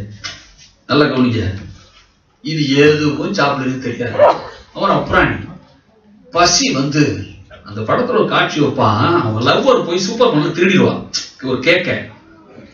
அவனை பிடிச்சி கேட்பாங்க, இது திருடிட்டா அப்படிமா. எவ்வளவு அர்த்தமுள்ள பதில் பாருங்க, இவன் திருடிட்டா அப்படிமா. சாப்பிடு சொல்வாரு, அவள் திருடவில்லை, பசிக்கு எதிராக போராடுகிறாள் என்று சொல்வான். என்ன, அவன் போய் போனா பசியில வந்து சாப்பிடு ரோட்ல போயிட்டு இருப்பாரு. ஒரு பெரிய ட்ரக் ஒண்ணு லாரி போயிட்டு இருக்கும். அந்த ட்ரக்ல பெரிய பெரிய இரும்பு குழாயெல்லாம் கட்டியிருப்பாங்க, பெரிய இரும்பெல்லாம் ஏற்றிருப்பாங்க. அந்த இரும்பு குழாய் கடைசியில வேற வண்டி மோதிடக்கூடாதுங்கிறதுக்காக ஒரு டேஞ்சர் பிளாக் கட்டுவாங்க இல்லையா, டேஞ்சர் பிளாக் கட்டிருப்பாங்க. இந்த ட்ரக் நசி இப்படி அப்படி இப்படி அப்படி ஓடும். ஓர ஓட்டத்துல கொடி அவுந்து கீழே விழுந்துரும். எது, அந்த டேஞ்சர் பிளாக் தரும். சாப்ளின் கெட்ட நேரம் சும்மா போயிருக்கணும். இவன் என்ன பண்ணுவான், இந்த கொடி விழுந்துருச்சேன்னு அந்த டேஞ்சர் பிளாக் கையில் தூக்கிட்டு அந்த டிரைவர்கிட்ட கொடுக்கறத ஓடுவான். போலீஸ்காரன் பார்த்துருவான். அவன் ஒரு கம்யூனிஸ்ட தேடிட்டு இருக்கான், இவன் சிவப்போட ஓடிட்டு இருக்கான். இவன் தான் கம்யூனிஸ்ட் முடிவெடுத்துறாங்க. முடிவெடுத்து புடிச்சு கொண்டு கோர்ட்ல நிறுத்திடுவாங்க. நான் ரொம்ப ரைச்ச காட்சியை நிறுத்திடுவாங்க. நிறுத்தின உடனே போலீஸ் சொல்லும் ஜட்ஜை பார்த்து, my lord is a communist அப்படின்னு. Chaplin, no lord I am humanist அப்படிமா. போலீஸ் சொல்லும், no no is a communist அப்படிங்க. Chaplin, no lord I am humanist அப்படிங்க. ஜட்ஜ் ரெண்டு பேரையும் பார்த்துட்டு both are same அப்படின்னு. அதாவது மனிதாபிமானம் தான் கம்யூனிசம் அல்லது மனிதாபிமானம் தான் வாழ்வில் முற்போக்கானது என்று எப்படி இப்படி சாப்ளினால பேச முடியுது இன்னை வரைக்கும் எனக்கு புரியவே இல்லை. அப்படி என்ன யோசிக்கலாம், காமெடியா இருப்பது என்பது அர்த்தம் என்னன்னா சிறந்த அறிவோடு இருப்பது நீங்க புரிஞ்சுக்கலாம். அப்போ சாப்பிடு இருக்கிற மனசு இருக்கு பாருங்க, கோடி டாலர் வந்த போது கூட இந்த தண்ணி எனக்கு சுகமா இருக்கு என்று நினைத்த மனம்தான் சிறந்த நகைச்சுவைகளை மீண்டும் மீண்டும் கொண்டு வந்து இந்தியா உலகம் முழுவதும் கொண்டு வந்து சேர்க்க முடியுதுன்னு புரிஞ்சுக்க முடியுது. நீங்க எங்க தேடலாம் சார், நீங்க எங்க என்எஸ்கே தேடலாமே. உங்களுக்கு தெரியும் நினைக்கிறேன், உலகத்துல ரெண்டு காமெடி ஆக்டர் தான் சிலை இருக்கு. ஒன்னு சாப்ளின், இன்னொன்னு என்எஸ்கே. மறந்துடாதீங்க செய்யுது ஊர்ல இருக்கிற சிலை. என்எஸ்கே கிட்ட இருந்த அற்புதமான அறிவு என்ன செஞ்சதுன்னா, ஒரு முறை என்எஸ்கே என்ன பண்றாரு, கார்ல வந்து திருநெல்வேலியில நாகர்கோவில் போறாரு. கார் ரொம்ப அபூர்வமான காலம். ஒரு பையன் கார் போயிட்டு இருக்கும் போது என்ன பண்றான், ஒரு பையன் ஒரு மாடு மேய்ச்சி சின்ன பையன் என்ன பண்றான், இதை விளையாட்டுத்தனமா ஒரு கல் எடுத்து சல்லுன்னு அடிக்கிறான். காரு கண்ணாடி கலகலகலன்னு கலந்து விழுந்துருது, கீழே விழுந்துருது. கார் டிரைவர் அடிச்சு நிறுத்திடுறான். நிறுத்தி டிரைவர் என்ன பண்றான், இறங்கி அந்த பையனை துரத்திட்டு போய் சுட்டு வரான். இங்க இருந்து என்எஸ்கே கேட்டே, அவன் அடிச்சிடாரா, சும்மா அழைச்சிடா அப்படிங்கிறார். இவனுக்கு வந்து நிறுத்துறாங்க என்எஸ்கேட்ட. என்எஸ்கே அந்த பையனை விட்டு பார்த்துட்டு கையில 10 ரூபா பணத்தை தான், பெரிய 10 ரூபா நோட்டு 10 ரூபா எடுத்து வச்சுக்கடா அப்படிங்கிறார். டிரைவருக்கு லூசாயிரம் போல இருந்துச்சு. என்னன்னு உடைச்சிருக்கான், 300 ரூபான்னு செலவு, என்ன அவனுக்கு 10 ரூபா கொடுக்குற அப்படின்னா, என்எஸ்கே இருந்தா போதும்டா நிறுத்துறான், விடுறா போட்டுனான். அவன் போயிட்டான். திருப்பி பார்த்துட்டு போறான். அவன் அவனுக்கே புரியல என்னன்னு. என்எஸ்கே என்னாச்சாரு, போன உடனே ஏன் கொடுத்தேன் தெரியுதா அப்படின்னா, டிரைவர் தெரியல சொன்னார். என்எஸ்கே, இல்லடா கார் கண்ணாடி உடைச்சிருக்கான், நான் 10 ரூபா கொடுத்துருக்கேன். நீ அவன் என்ன நினைப்பான், எந்த காரை உடைச்சாலும் காசு கொடுப்பாங்க. பின்னாடி வருவாங்க காசா கொடுப்பான், கணத்துல கொடுப்பான். ஒரு சின்ன பையன் நம்ம அடிச்ச பாவம் இருக்குடா, பின்னாடி அடிக்கிட்டு தான்டா காசு கொடுத்தா. ஒரு சின்ன பையல நம்ம அடிச்ச பாவம் நமக்கு இருக்கு, பின்னாடி ஒரு அடிக்கிட்டு சொன்னார். என்ன நான் ஆச்சரியப்படுறேன்னு என்எஸ் கேட்டேன். வாழ்க்கை நடுக என்எஸ்கே படிச்சு பார்த்தோம்னா அவரை மாதிரி ஒரு அற்புதமான கொடையாளி நீங்க பார்க்கவே முடியாது. நீங்க ஒரு அபூர்வமான காட்சி உண்டு. அண்ணா தேர்தல் வைக்கிறார் காஞ்சிபுரத்துல. நான் ஆரம்பத்துல சொன்னேன், ஒரு முட்டாள் கூட ஹீரோவாயிடலாம், ஆனா அறிவாளி மட்டும்தான் காமெடி ஆக முடியும்ட்டு. நீங்க என்எஸ்கே வந்து அண்ணா காஞ்சிபுரம் தேர்ந்தெடுக்கிறார், டாக்டர் சீனிவாசன் எதிர் கேண்டிடேட், 2 பேரும் 2 கட்சி, அதெல்லாம் நமக்கு தேவையில்லை. அண்ணா வாதிச்சு பேசுறது என்எஸ்கே வரார் காஞ்சிபுரத்துக்கு. கூட்டம் பயங்கரமான கூட்டம். அண்ணா பேச்ச கேட்கும் கூட்டம் வரும், என்எஸ்கே தனி கூட்டம் வரும், 2 பயங்கர கூட்டம். அண்ணாவே டென்ஷன் உட்காந்துருக்காரு, என்எஸ்கே வரணுமே வரணுமே. என்எஸ்கே வந்தோட நேரம் மைக்க பிடிச்சிட்டாரு. மைக்க பிடிச்சவர் என்ன பண்றாரு, டாக்டர் சீனிவாசன் மாதிரி நல்ல மனுஷன் நான் பார்த்ததே இல்லைன்னா. அண்ணா இவரு கட்சி மாதிரி பேசுறாரோன்னு புலம்பிட்டாரு. என்எஸ்கே நான் கேண்டிடேட், இவர் கையை தட்டி விட்டு அந்த டாக்டர் சீனிவாசன் நல்ல மனுஷன், அடுத்தது அவர் மாதிரி கைராசியாரோட நான் பார்த்ததே இல்லை. அண்ணா இன்னும் டென்ஷன் ஆகிட்டே இருக்காரு. ஆமா, என்எஸ்கே திருப்பி என்ன செய்யறாரு, அந்த ராசியான மனுஷன் நல்ல மனுஷன் கூட யாராவது ஏழைப்பாளையெல்லாம் வைத்தியம் பார்க்க போனா வந்து வைத்தியம் பார்த்துட்டு காசு இல்லைன்னு சொன்னா கை காசு போட்டு மருந்து வாங்கி கொடுப்பாரு. அவ்வளவு நல்ல மனுஷன் சீனிவாசன் அப்படின்னாரு. அண்ணா பதறி போச்சு. என்எஸ்கே அப்படின்னா இருங்க, அப்படிப்பட்ட சீனிவாசன் ஓட்டு போட்டு மெட்ராஸ்க்கு அனுப்பாதீங்க. உங்களுக்கு அவர் நம்ம ஊர்ல இருக்கட்டும், இந்த ஆள் எப்படி இருந்தாலும் இருக்க போறது இல்ல, இவர் போட்டு மெட்ராஸ் அனுப்புங்க, சீனிவாசன் நம்மோட இருக்கட்டும். என்ன யோசிச்சு பார்த்தேன் அப்படின்னா, ஒரு ஒரு காமெடிங்கிறது ஒன்றும் சாதாரண விஷயம் இல்லை சார். எனக்கு என்ன படுதுன்னா, இந்த மனித மனங்களை நல்லதாக்குறதுக்குல அது இன்றைய தேதிக்கு ரொம்ப தேவை நினைக்கிறேன். எந்த பேப்பரை திருப்பினாலும் காதல்றான். நீ எனக்கு அதுலயும் இந்த பொண்ணு லவ் ப்ரப்போஸ் பண்ணா உடனே அந்த பையன் பிடிக்கலன்ட்டான், அந்த பொண்ணு பிடிக்கலன்னு அதை பத்தி ஆசிரியர் ஊத்திடுறான். ஒரு பத்திரிகையில் செய்தி ஆசிரியர் ஊத்திட்டான். இன்னைக்கு ஒரே சர்ச்சை என்ன நடந்துட்டு இப்போ, ஆசிரியர் ஊத்துறவனுக்கு என்ன செய்யறது? சின்ன குழந்தைகள் மீது பாலியல் வன்முறை படிக்கிறோம். எனக்கு அப்ப என்ன தோண ஆரம்பிச்சிருச்சுன்னா, இந்த பாலியல் வன்முறை ஆசிட் வீச்சு எல்லாவற்றுக்குமே ரொம்ப ரொம்ப ரொம்ப அடிப்படையான காரணம் தான் நினைத்தவாறு தனக்கு மட்டுமே கிடைக்கும் நினைக்கிறான் மனுஷன். அதான் பிரச்சனை. நல்லா நான் சொல்லி புரிஞ்சுங்க. அப்பாவை பையன் எப்படி பாக்குறாங்க, இப்போ ஏடிஎம் மிஷின் தான் பாக்குறாங்க. சொல்லி புரியுதா இல்லையா உங்களுக்கு? அப்பான ஏடிஎம் மிஷின் தான் இருக்கு. ஆமா, அதுலயாவது காலை சுருவணும், இதுல கேட்டா போதும் பணம் தரும் நினைக்கிறான். லவ் காதல் இவன் சொன்ன உடனே தனக்கு எல்லாமே கிடைச்சு நினைக்கிறான். இந்த அடிப்படையிலே இந்த குணம் இருக்கு. இது ஒரு ஜனநாயகமற்ற குணம், புரிஞ்சுதுங்க. நான் ஒரு காதல் கவிதை படிச்சேன், அற்புதமான கவிதை. 2 பசங்க பேசிக்கிற மாதிரி அந்த பொண்ணு அந்த பேரை கேட்கிறா, நீ என்னை காதலிக்கிறாயா அப்படிங்கிறான். இவன் ஆமா அப்படிங்கிறான். நீ என்ன எவ்வளவு காதலிக்கிறாய்? அந்த பொண்ணு, நான் உன்னை இவ்வளவு காதலிக்கிறேன். இவன், நீ என்னை இவ்வளவு காதலிப்பது உண்மையானால் உங்க அம்மா அப்பா விட்டுவியா? இவன், அம்மா அப்பா என்ன, சித்தப்ப மாமி எல்லாரும் விட்டு வந்துடுறேன். அந்த பொண்ணு, நீ என்னை இவ்வளவு காதலிப்பது உண்மையானால் நாளை முதல் செருப்பு போடாமல் வருவாயா? இவன், நாளை என்ன, இன்னைக்கே செருப்புலாம் வர்றேன் அப்படின்ட்டான். அந்த பொண்ணு சொன்னா, நான் உன்னை காதலிக்கவில்லை. இந்த பையனுக்கு அழுக வந்துருச்சு. இன்னும் அப்பா அம்மா விட்டு ஓடி வர்றேங்கிறேன், செருப்புடா வர்றேங்கிறேன், என்னையே காதலிக்க மாட்டேங்கிற. இந்த பையன் கேட்டான். அந்த பொண்ணு சொன்னா, நான் அடிமைகளை காதலிப்பது இல்லை என்று பதில் சொன்ன. நீங்க காதல் கூட ஒரு அடிமைக்கு வர முடியாது, புரிஞ்சுங்க தயவு செய்து. அல்லது ஒரு அடிமைக்கு வருகிற காதல் கூட இல்லைன்னு சமூகத்துக்கு புரியல இல்ல. அப்ப எனக்கு என்ன மனசுல படுதுன்னா, நண்பர்களே, உண்மையாகவே இந்த மனித மனங்களில் இருக்கிற சிக்கலை யார் தீர்ப்பது என்று நான் யோசிக்கிறேன். நீ யோசிச்சு பாரு நான் சொல்றத. எனக்கு ஒரு மனித மனங்கிறது எப்படியெல்லாம் நல்லா இருக்கணும் அப்படிங்கிறதுக்கு பெரிய உதாரணங்கள் வேண்டாம். நான் ஒரு செய்தி படிச்சேன், அண்ணா தொடர்புடைய செய்தி அது. நான் சமீபத்தில் படிச்சு ரொம்ப ரொம்ப சந்தோஷப்பட்ட செய்தியும் கூட. எங்க ஊர் திருச்சிக்கு அண்ணா ஒரு முறை பேச வர்றாரு. நீ அவர் எல்லாரும் அண்ணா அண்ணான்னு கூப்பிடுறாங்க, எல்லா கட்சியோட இருக்காருன்னு வச்சுங்க, கொடியோட மட்டும் இருக்கார், அது வேற விஷயம். நான் வரல. இப்போ பேச திருச்சிக்கு வர்றாரு அண்ணா பேசுறதுக்கு. பெரிய பேச்சாளர் இல்லையா, கல்கி வியந்து பாராட்டிய பேச்சாளர் அவர். சரி, 2 கூட்டம் ஒரு பக்கத்துக்கு, இன்னைக்கு ஒரு கூட்டம், நாளைக்கு ஒரு கூட்டம் தீர்மானிக்கிறாங்க. முதல் நாள் அவர் தமிழ்ல பேசணும், 2வது நாள் இங்கிலீஷ்ல பேசணும், அதான் ஒரு அசைன்மெண்ட்.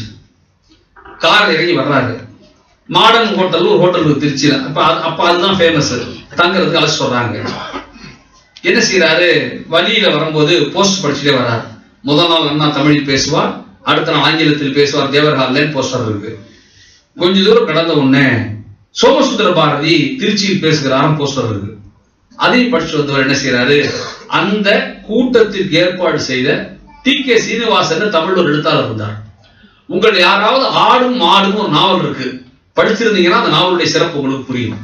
அவர் என்ன செய்யறாரு, அண்ணா கிட்ட, அண்ணா என்ன செய்யறாரு, உங்களுக்கு சீனிவாசன் இந்த 2வது நாள் இங்கிலீஷ்ல பேசுற கூட்டம், அந்த கூட்டத்தை கேன்சல் பண்ண அப்படிங்கிறார். அவர் அசந்து போறாரு, என்னன்னா வேண்டாம் வேண்டாம், உங்க இங்கிலீஷ் பேச்ச கேட்கறதான திருச்சியில் அட்வொகேட்ஸ், லாயர், ஆடிட்டர்ஸ், ப்ரொஃபசர்ஸ் எல்லாரும் ஆசையா இருக்காங்க, நீ இங்கிலீஷ்ல பேசுற கூட்டம் தான் வெற்றிகரமா இருக்க போது, தயவு செய்து அந்த கூட்டத்தை கேன்சல் பண்ணாதீங்கிறார். இவர் சொல்றாரு, நோ நோ நோ, தயவு செய்து 2வது நாள் பேசுற இங்கிலீஷ் கூட்டத்தை கேன்சல் பண்ண முடியாதுன்னு சொல்லு அப்படிங்கிறாரு. இவர் என்ன செய்யறாரு, ஆனா ஒருவேளை கூட்டம் வராதுன்னு பயப்படுறீங்களோ அப்படிங்கிறார். இவர் சொல்றாரு, இல்லையா கூட்டம் வரும்னு பயப்படுறேன் அப்படின்னாரு. கூட்டம் வரும் பயப்படுறேன்னா இவரு, நான் என்ன சொல்றீங்கன்னு புரியலையா, என்ன சொன்ன பதில், வரும்போது போஸ்ட் பார்த்தேன், நான் ஆங்கிலத்தில் பேச வேண்டிய கூட்டத்தன்று சோமசுந்தர பாரதியார் பேசுவதாக போஸ்டர் இருக்கு, நான் பேசினால் ஒருவேளை ஒரு தமிழறிஞனுக்கு கூட்டம் போகாமல் இருந்துவிடும், எனவே என் கூட்டத்தை கேன்சல் செய்ய என்று சொன்னாங்க. நான் என்ன நினைச்சு பாக்குறேன் இப்பன்னா, நீங்க இந்த மனசெல்லாம் எங்க போச்சுன்னே தெரியல. நீங்க காமெடினா நீங்க ஏதோ சில நகைச்சுவை ஆளுகளுக்கு மட்டும் வரதும் புரிஞ்சுக்காதீங்க. பெருந்தலைவர் காமராஜர் வச்சு பாருங்களேன், ரொம்ப பேர் நினைச்சுட்டு இருக்கோம் மனசுக்குள்ள, காமராஜர் என்ன சார் காமெடி எல்லாம் தெரியும், சீரியஸான ஆளவர் அப்படின்னு. நான் தான் மேடைகளை சொல்றது உண்டு, எங்கள் பெருந்தலைவன் காமராஜருக்கு கைகள் நீளம் ஆனால் சுத்தம்.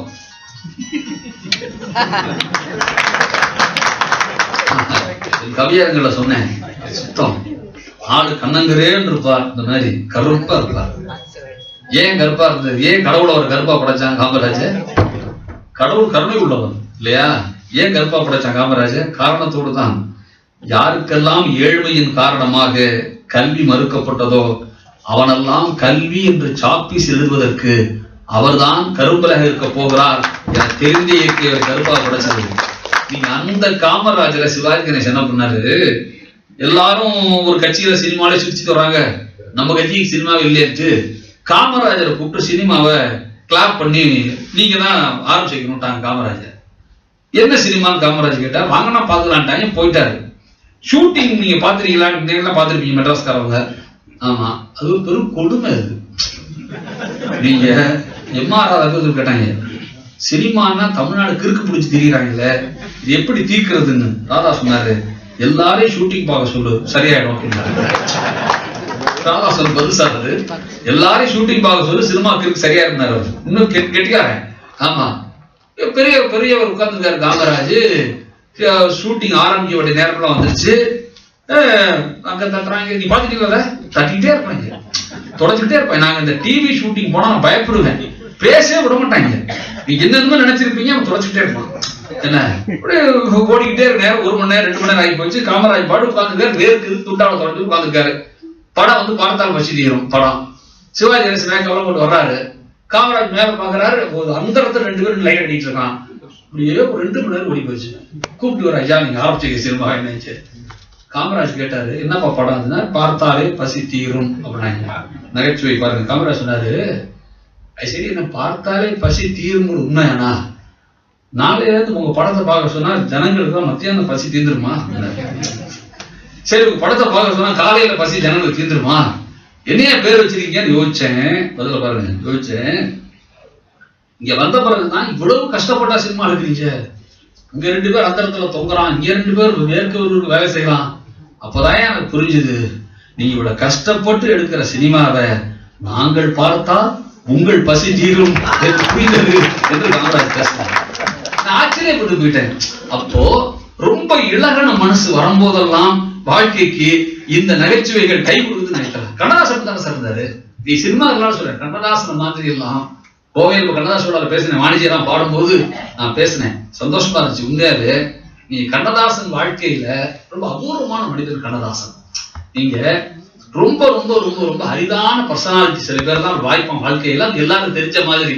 நீ கண்ணதாசனை போய் ஒரு முறை கேட்டாங்க, அது ஏன் ஓ பாட்டு மட்டும் எல்லாரும் பிடிக்குதுன்னு கேட்டாங்க. ரொம்ப சிம்பிளா பதில் சொன்னார் கண்ணதாசன், எந்த பாட்டையும் நான் அடுத்தவனுக்காக எழுதுறதே இல்லை, எனக்காக தான் எழுதுறேன். நான் எனக்காக பாட்டு எழுதுறதுனால மத்தவங்களுக்கு கேட்கும் போது அவங்களுக்காக எழுதுன மாதிரி இருக்குன்ட்டு எவ்வளவு மகோன்னதமான பதில் யோசிச்சு பாருங்க நீங்க. அதனாலதான் கண்ணதாசன் எது கடவுள்னு கேட்ட கேள்விக்கு அனுபவம் தான் கடவுள்னாரு. அந்த கவிதை நீங்க எல்லாம் கேட்டிருப்பீங்க. அன்பனப்படுவது யாதனை கேட்டேன் நடித்துப்பார் இறைவன் படித்தான், பண்பனப்படுவது யாதனை கேட்டேன் படித்துப்பார் இறைவன் படித்தான், துன்பம் என்பது யாதனை கேட்டேன் துவண்டுபார் இறைவன் படித்தான், மரணம் என்பது யாதனை கேட்டேன் மரித்துப்பார் இறைவன் படித்தான். கவிதை பாடு நீளமா போயிட்டே இருக்கும். கேட்கிறவன் கடுப்பாயிருவான், ஓ எல்லாமே நானே தெரிஞ்சுக்கிற நீ இருக்கியா அப்படிமா. கடவுளை பார்த்து கண்ணதாசன் கேட்பார், அனைத்தும் அறிந்து வாழ்வது வாழ்வனில் ஆண்டவனே நீ ஏன் கேட்டேன், ஆண்டவன் சிரித்த அருகே வந்து அந்த அனுபவம் என்பதே நான் தான் என்றான் என்று கவிதை கொடுப்பார். நீங்க இது ஒரு ஸ்டேட்மெண்ட் இல்லையா? ஸ்டேட்மெண்ட். அனுபவம் தான் கடவுள்ங்கிற ஸ்டேட்மெண்ட். எல்லாவற்றையுமே சொந்த அனுபவத்திலிருந்துதான் நான் செய்கிறேன் சொன்னது இன்னொரு ஸ்டேட்மெண்ட்.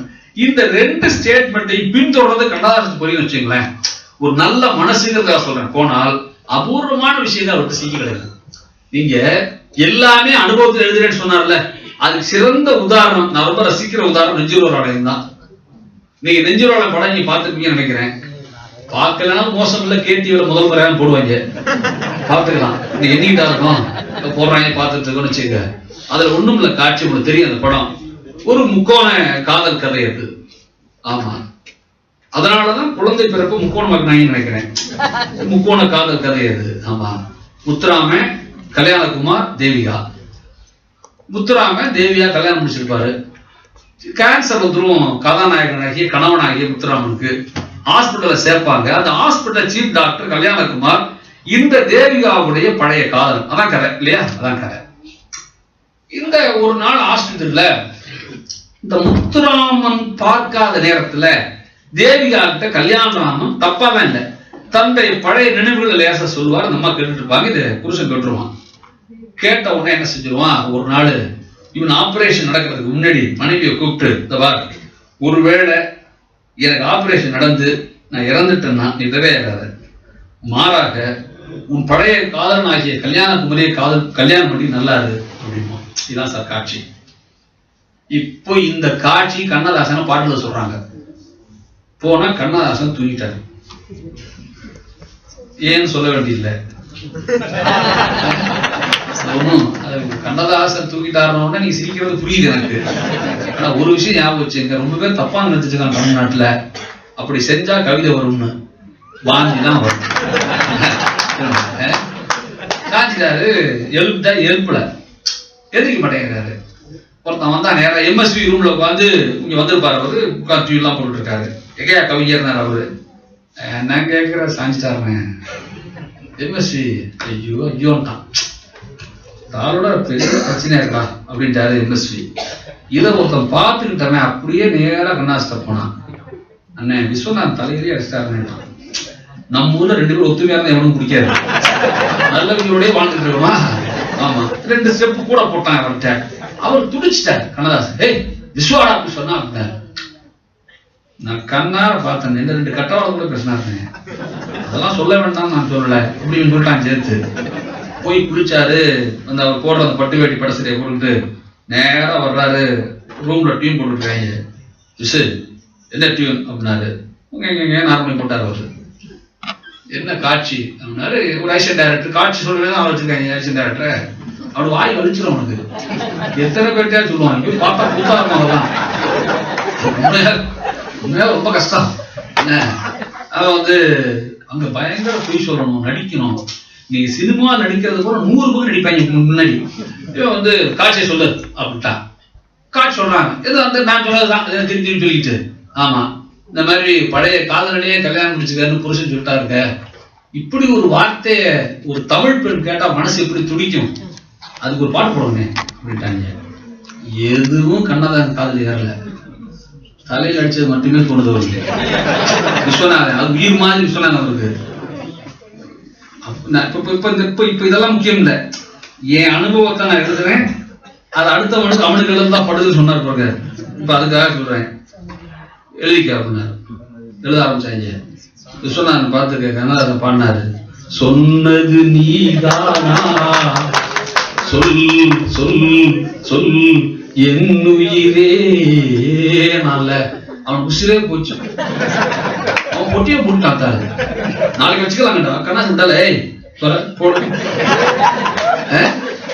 தன் அனுபவம் சொல்றாங்க, சம்மதம் தானா ஏன் ஏன் ஏன் என் உயிரே, ஏன் ஏன் ஏன் என் உயிரே. நல்ல விஸ்வநாதன் கரகரகரன்னு அழுகுறாரு. சுத்தி ஒண்ணுமே புரியல, ஏண்டா இப்ப பாடுறான் அழுகுறான்னு. கண்ணதாசன் அப்பதான் போட்டாரு, என்ன வேண்டாம்னு சொல்லிட்டு நீ ஏஞ்சி போயிட்டேன்னா நான் வேற ஒருத்தவங்க உட்கார்ந்து டியூன் போடு பாட்டு எழுதுறதாடா. எல்லாரும் அதுக்குள்ள எல்லாரும் சொல்றாரு, இன்னொரு கைகளிலே யார் யார் நானா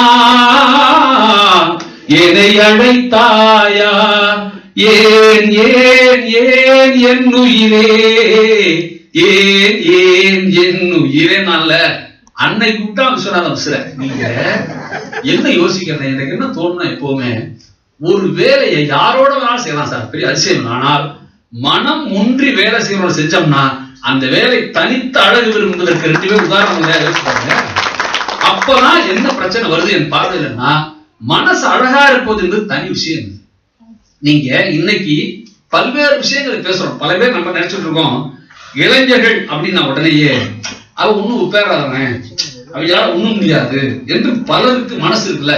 நான் ஒரு கல்லூரி பேர் சொல்ல வேண்டாம், மதுரையில் இருக்கிற புகழ்வாய்ந்த கல்லூரி அது பேச போயிருக்கேன். நான் ரொம்ப ரொம்ப சந்தோஷமா எங்க சேனல் நிகழ்ச்சியில சொன்ன நிகழ்ச்சி அது.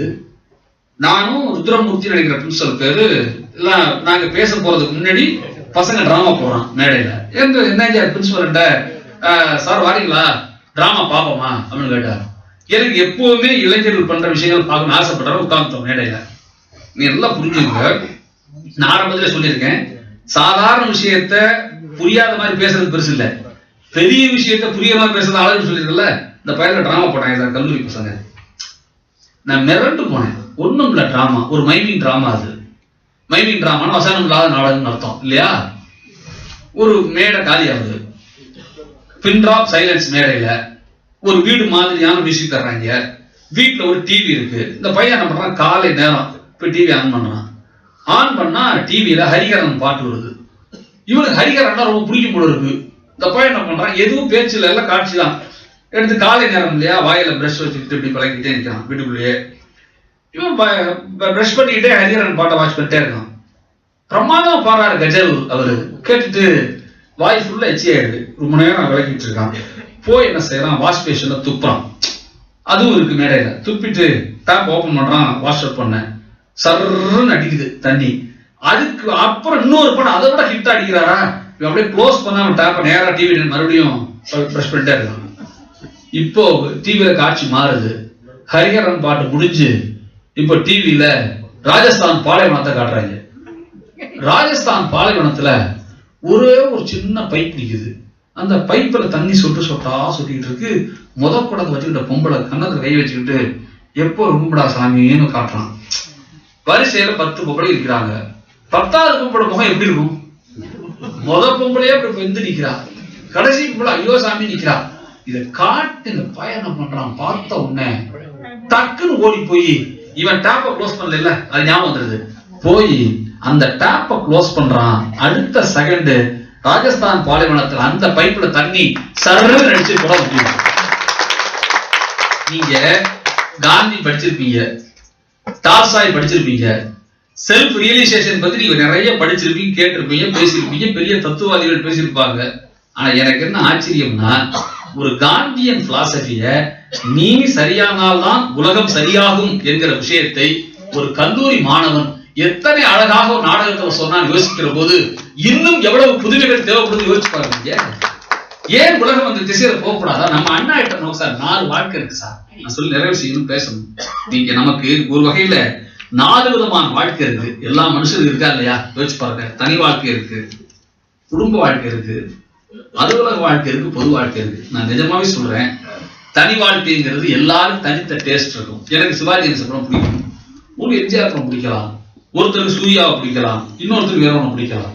இது தனித்த சுவை என்பது தேவை, வாழ்க்கையில தேவை. இன்னொன்று குடும்ப வாழ்க்கைங்கிறது ரொம்ப ரொம்ப முக்கியம். இங்க காமெடி ஆகிட்டு இருக்க பல விஷயங்களே குடும்பம் தானே. நீங்க என்ன சிக்கல் இருக்கு இப்போ யோசிச்சு பாருங்க. கணவன் மனைவிக்குள்ள என்ன சார் பிரச்சனை? நீங்க எல்லா டிவி ஷோலையும் காட்டுறான், இந்த கணவன் மனைவி என்ன செய்யறாங்க, அவருக்கு என்ன பிடிக்கும் இவருக்கு என்ன பிடிக்கும் கேட்கறாங்க இல்ல, வீட்டுல சொல்லவே முடியல. நீங்க என்ன கவனிச்சு பாருங்க, கல்யாணம் ஆகி 10 வருஷம் கழிச்சு ஒரு அம்மாவை கூப்பிட்டு உங்க வீட்டுக்காரர் என்ன பிடிக்கும் கேளுங்க, அது எதை கொடுத்தாலும் கொட்டிக்கும் அப்படின்னு. இது கொடுங்க, வேற விஷயம் பேசலாம் நினைக்கிறேன். நிஜமாவே நான் கேட்கிறேன், குடும்ப வாழ்க்கை ரொம்ப முக்கியம். சில பேர் குடும்பத்தை ஆபீஸ் ஆகிடுறாங்க. நீங்க எனக்கு தெரிஞ்ச ரொம்ப ரசிச்ச நான் சொல்ற விஷயம் அது, ஒரு தாசில்தார் இருந்தார் எங்க ஊர்ல.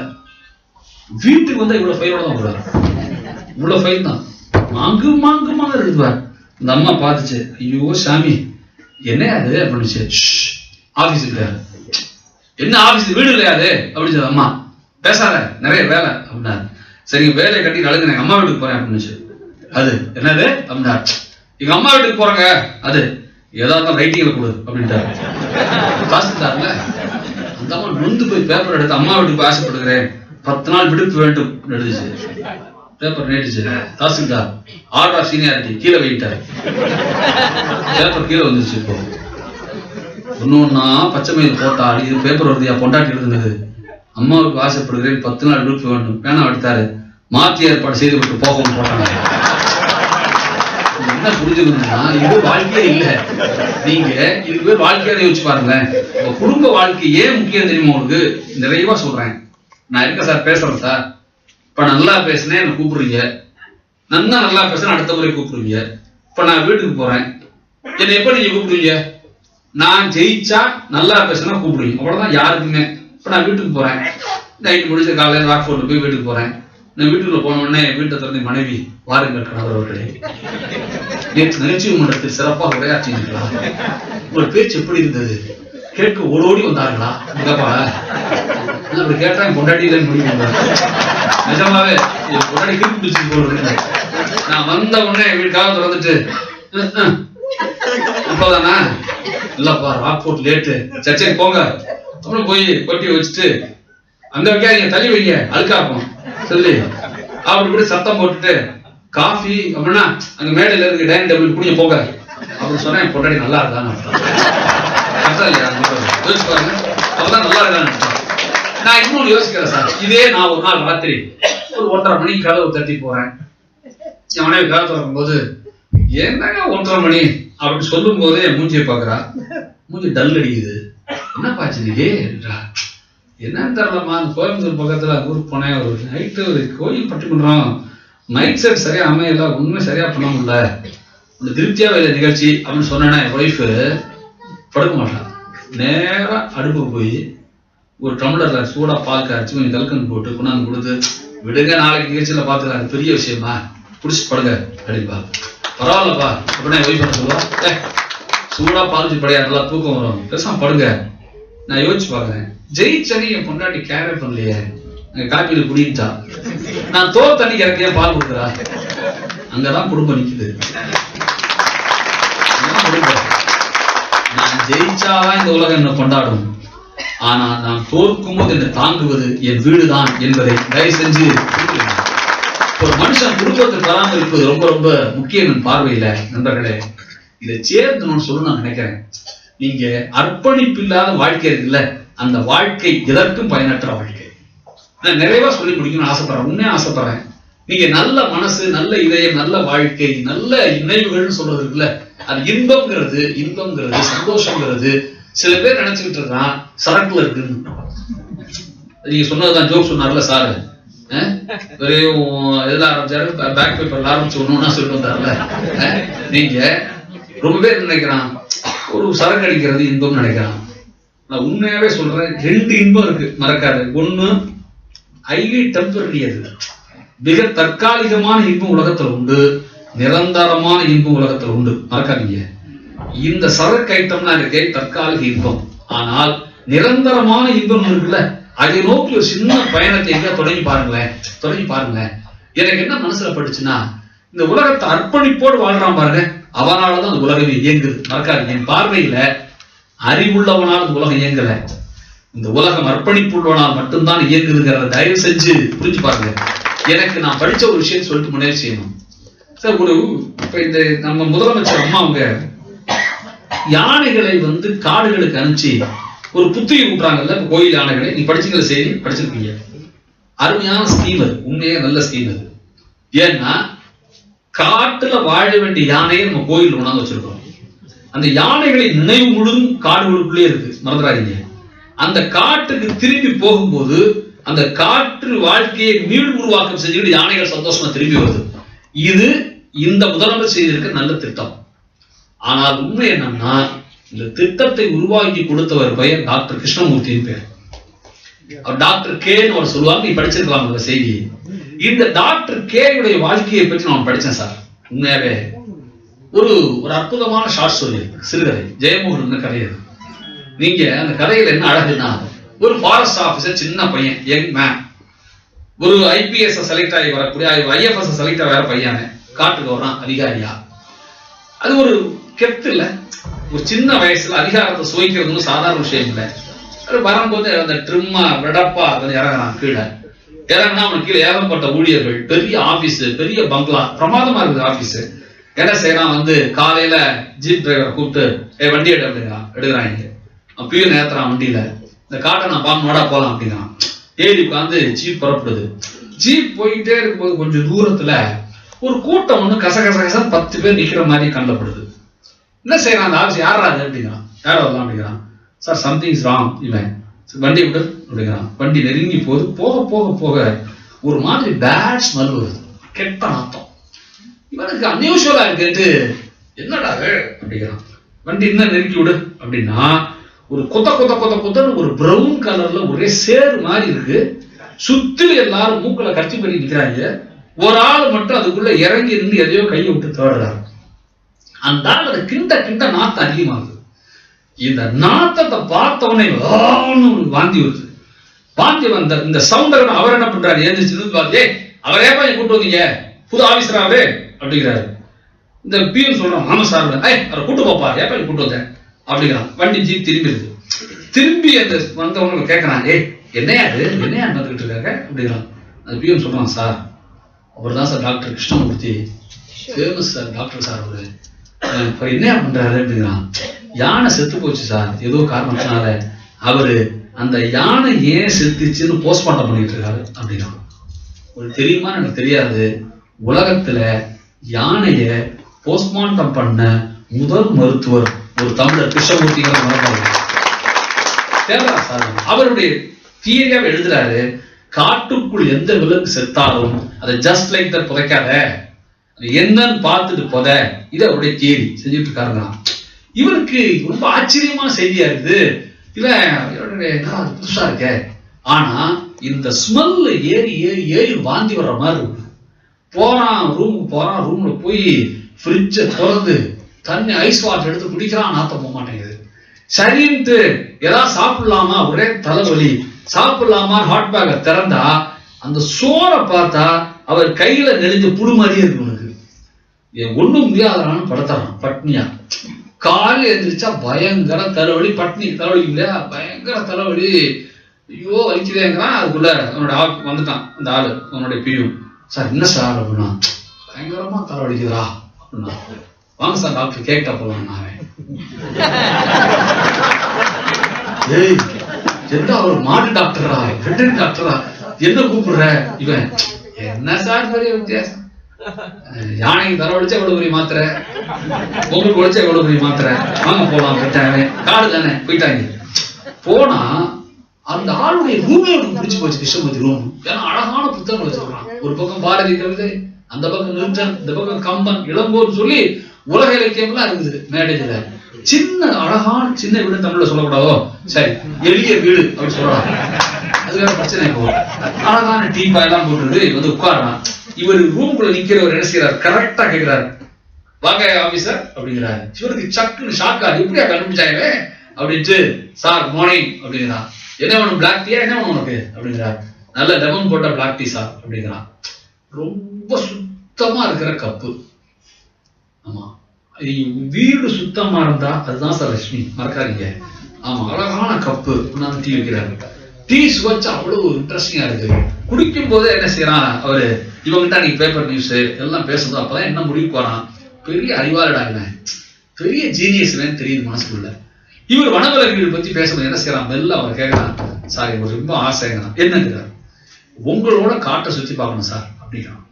நீங்க எப்பவுமே சொல்றேன், கோயிலுக்கு போனீங்கன்னா கோயில் வரலாறும், சும்மா இந்த கைட நம்பி இல்லை, அவனை நான் சொல்லல, கோயில் வரலாறும் சிற்பங்களை பற்றி அறிவுள்ளவனோட கோயிலுக்கு போங்க. அந்த கோயில் மகத்துவம் அற்புதமா இருக்கும்.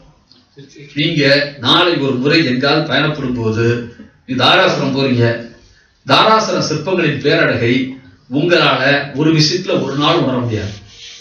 நீங்க அங்க இருக்கிற சிலைகளை நின்று பார்க்கும்போது அழகு இருக்கும், கீழே குனிஞ்சிங்கன்னா அது இன்னொரு அழகு இருக்கும். ஓவியர் சந்துரு நானும் இப்ப திருநெல்வேலிக்கு பேசணும் விடுங்க சார், உங்களோட காட்டை பார்க்கணும் அப்படின்பா. சொன்னா இவரு வெரி குட் போலாம் அப்படின்னு கூப்பிட்டுருவாரு. இவர் ஜீப்ல ஏற, இவனு ஜீப்ல ஏற, டிரைவர் ஓட்டிட்டு வருவான். கொஞ்ச தூரம் கடந்த உடனே ஒரு செந்நாய் ரோட்ல நிற்கும். வண்டியை நிறுத்தும்பார், வண்டி நின்றும்.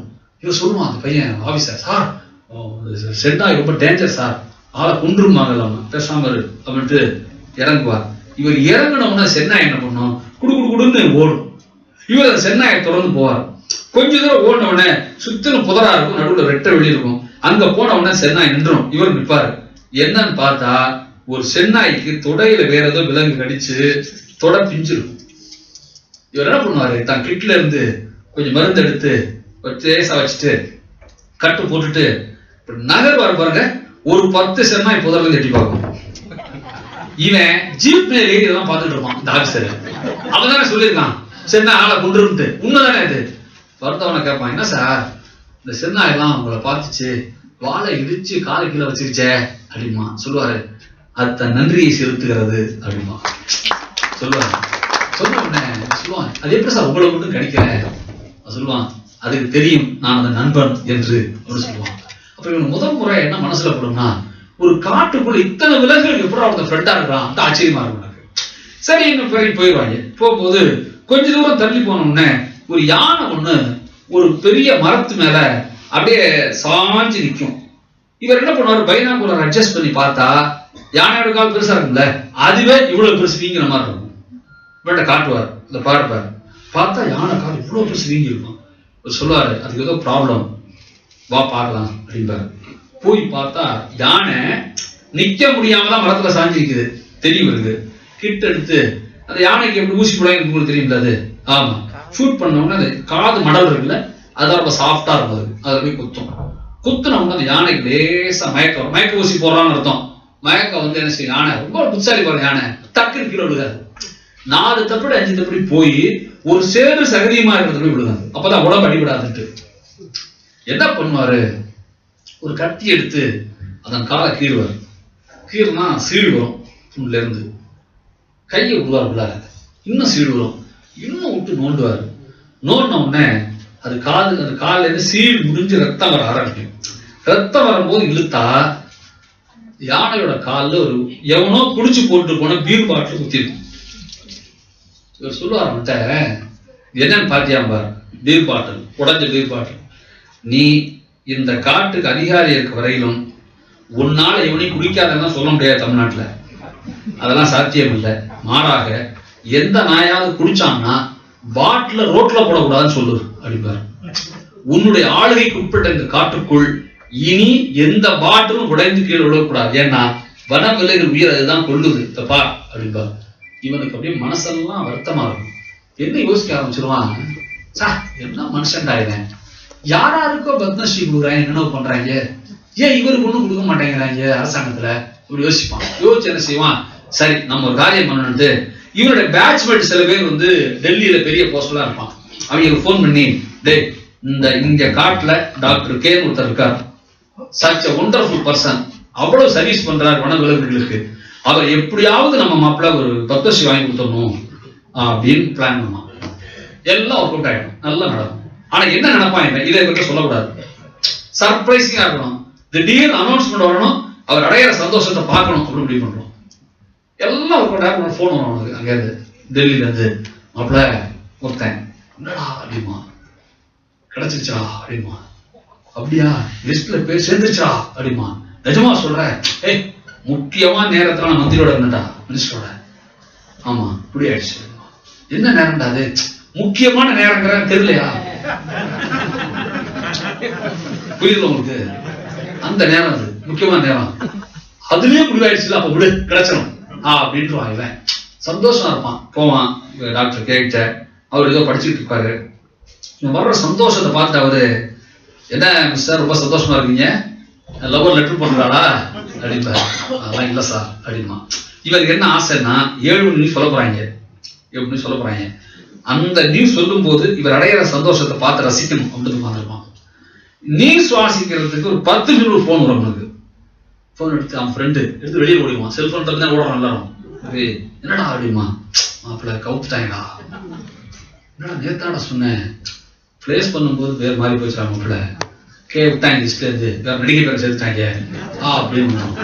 அங்க ஒண்ணு அதான் இந்தியா சரா விட்றா அப்படின்ட்டு வருத்தமா இருப்பான். இவர் கேட்பாரு, ஆள் டல்லா இருக்கேன் அப்படின்பாரு. அதான் ஒண்ணும் இல்ல சார், ஒன்னும் அம்மாவும் நல்லா இருக்காங்க வீட்டுல. இல்ல சார் ஒண்ணும் இல்ல அப்படி பேசிட்டு இருக்கும் போது வாசல்ல ஒரு அரவம் கேட்கும், சத்தம் கேட்கும். இவர் போய் பார்த்தா ஒரு குட்டி ஊடி யானை நிற்கும். இவர் என்ன சங்கர் இவ்வளவு நேரம் இங்க அப்படின்றாரு. இவன் ஆச்சரியம், சங்கரா எப்படி சார் பேர் தெரியும் உங்களுக்கு அப்படிமா. உன் ஃப்ரெண்டு பேர் உனக்கு தெரியும்ல, என் ஃப்ரெண்டு பேர் எனக்கு தெரியும் அப்படின்றாரு. அந்த யானையும் கால் நொண்டோம் என்ன செய்வாரு, போய் பார்த்தா அந்த கால் சைட்ல ஒரு பீர் பால் குத்தி இருக்கும். குட்டி யானைக்கு யானையோட கால் ரொம்ப சாஃப்டா இருக்கும், பஞ்சு கிட்டத்தட்ட பஞ்சு தலையான மாதிரி இருக்கும் இல்லையா, குத்தி இருக்கும். இவர் கையால் அப்படி புடுங்கி எடுப்பார். புடுங்கி எடுத்துட்டு தூக்கி போடுவார். தூக்கி போட்டோம்னா அந்த யானை 2 ஸ்டெப் பின்னாடி போகும். இவர் வீடு திரும்பும் போது அந்த புதர்ல இருந்து ஒரு 10 யானை எழுந்திரிக்கும். காட்டு பெரிய யானை ஏந்திரிச்சு என்ன பண்ணும், 10 யானை திரும்பிச்சுங்க தூக்கி அப்படியே பிள்ளை